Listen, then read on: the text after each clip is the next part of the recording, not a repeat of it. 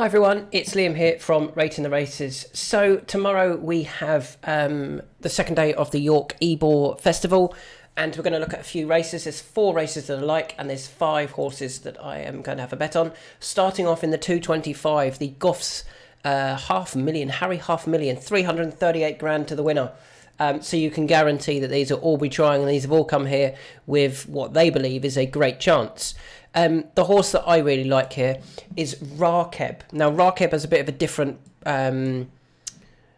profile compared to a lot of the others in this race, in that a lot of the others started in maiden and novice events and went through the nurseries or went straight into these types of races, whereas Rakeb, they thought was good enough to run in group races. After finishing third in the Woodcut back in June, he then ended up running in the Coventry Stakes at Royal Ascot. Over 6 furlongs and didn't run too bad, finished 7th. He went off 100 to 1, so he wasn't expected to go really close, but he was certainly, they thought he was a group horse.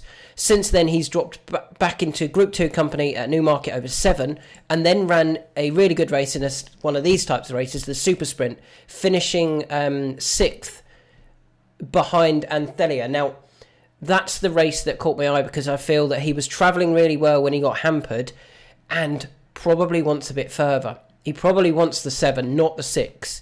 He ran... The Woodcut was over 6. The Group 2 was over 6. They then stepped him up to 7 for the Superlative Stakes. They didn't drop him back. They've dropped him back because they're like, maybe these are the types of races we can get a bit of prize money with him. And I feel that this 6 furlong trip is ideal for him. And he's actually got some really good performance figures. I'll give you a little bit of a clue about his ratings. He's got some good performance figures in his book already. And I probably think he might just be the group horse running in this race, whereas the others are going to end up sort of this sort of level, might end up getting into listed company or Group 3 company, but not being good enough to go any further than that. Whereas Rakeb, I can see bouncing back and ending up in those Group 2 and even Group 1 races again, by the end of the season. Currently available at 11-2. I think that's a fair price. I think he is. I feel he is he's the best horse in the race, or what he's shown. It's whether the others are just more progressive. But Rakeb at 11-2 is my first selection. Move on to the 3 o'clock, and there are 2 in this race that I like, and both of them are York specialists. Good old Blue For You, who we actually backed last time, and I think that was last time it ran at York, back in July, finished last of 9. Not his running at all. Trainer said regarding the poor form shown that having been unable to fit the tongue strap to gelding, combined with gelding having made a respiratory noise, performance could have been adversely affected by not wearing the declared tongue strap. It's back on tomorrow, hopefully.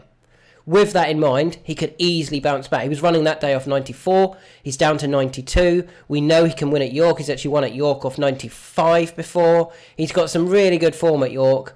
4th off 100. He's disappointed off 105. He's won off 99. His mark isn't an issue. Now that they've got it, hopefully they get the tongue strap fitted this time. And if they do, I think he's going to run a really big race off his new low mark. Or low mark for him. He's currently available at 11s. And the second horse I like here is Northern Express, another York specialist basically.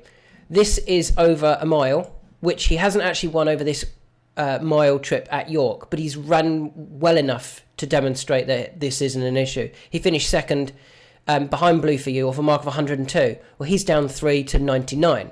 He's also finished 2nd to Point Linus off 100. As I said, he's off 99.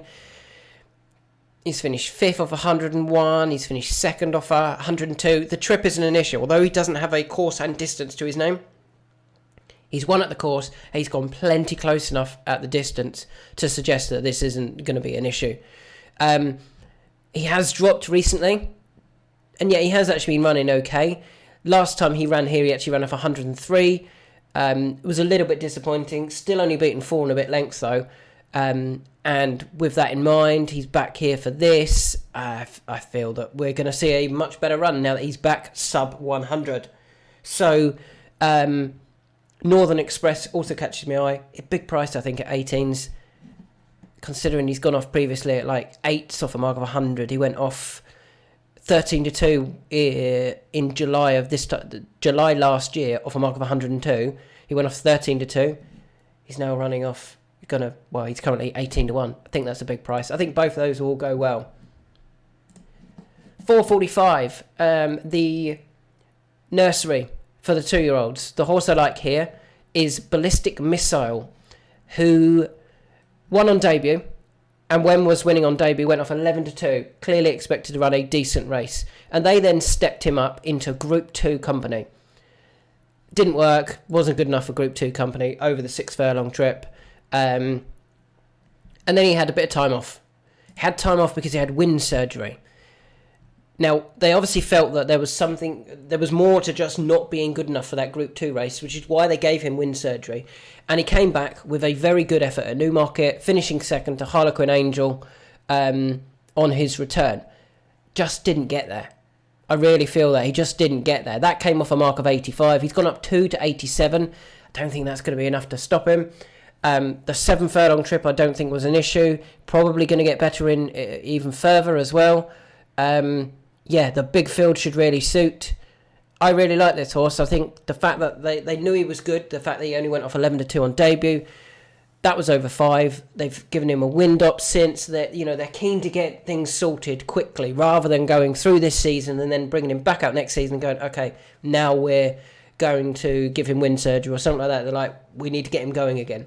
It was a good effort at Newmarket. He just didn't get there, in my opinion. I think Jockey will ride him a little bit closer to the pace tomorrow and run a really big race. Let's have a look at what price he is at the moment. Ballistic Missile, you can currently get 10-1. Finally, the last horse in the 520 race, the horse I like here, is Dash of Azure for Rafe Beckett and Ryan Moore. Now, I have a feeling that they booked Ryan Moore here because they were disappointed last time out. They went a favourite for a race at Goodwood. He never got close enough. It wasn't the greatest ride at all from Richard Kingscote. And they've gone, we've got to get a better jockey on. They've gone Ryan Moore. Previously, before that, he was winning at Kempton and then coming to Ascot for the Sandringham. She was winning at Kempton, and then coming to Ascot for the Sandringham. Didn't get a clear run again. So that's 2 races, no clear runs in the last 2 runs. Richard Kingscote, they've gone, we've got to get him off now. Yes, he's running off a mark of 87. He went off favourite for this for a similar race. She went off favourite. I do apologise. It's a fillies race. She went off favourite for a fillies race last time out, a fillies handicap, and tomorrow she's a much bigger price with a better jockey on board. She is currently available at 10-1. I think she's going to run a really nice race here. Hopefully there'll be plenty of room. There normally is. You can normally get a run at York. As long as they don't all congregate down the near side or over that far side, you can spread out across the track. Ryan Moore should be doing his weaving along sort of thing on her, and hopefully pick them all up late on. So they are my selections for tomorrow. A quick recap, starting off with Rakeb in the Harry's $500,000 by Goffs. I actually think this is a drop in class for him. Blue for You and Northern Express, the York specialists at York. I think they will both run better races. They've got excuses for their last few occasions. Ballistic Missile just didn't get their last time out. I think will be slightly more prominently ridden by James Doyle this time. And finally, Dash of Azure, who I think they booked Ryan Moore because they want the best possible jockey to give him the best, or give her the best possible chance of winning the race.